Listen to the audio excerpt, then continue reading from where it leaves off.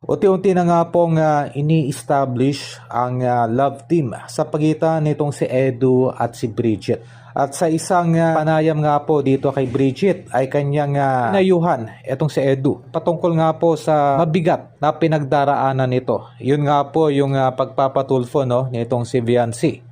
Pinagsagawan po nito sa buong mundo na itong si Edu daw ay isang manyakis. Okay?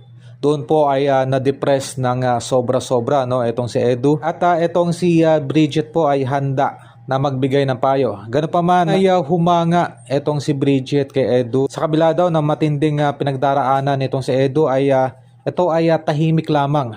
Ganun pa man itong si Bridget po ay merong patama direkta dito kay Viancy. Ayon pa dito kay Bridget na isang blessing in disguise ang maagang paglabas ng tunay na kulay o pag-ugali nitong si Viancy.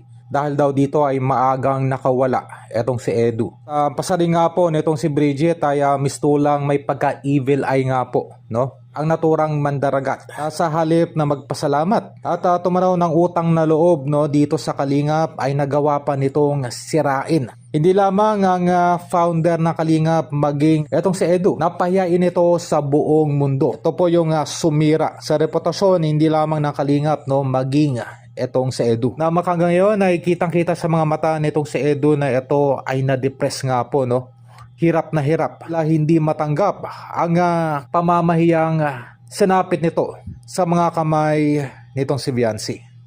Feel ko po parang way na po yun ni God para tanggalin po yung mga tao na yun sa buhay mo. Kasi parang evil eye po baga yung energy. Kasi parang evil eye po baga yung energy na dinadala ng tao.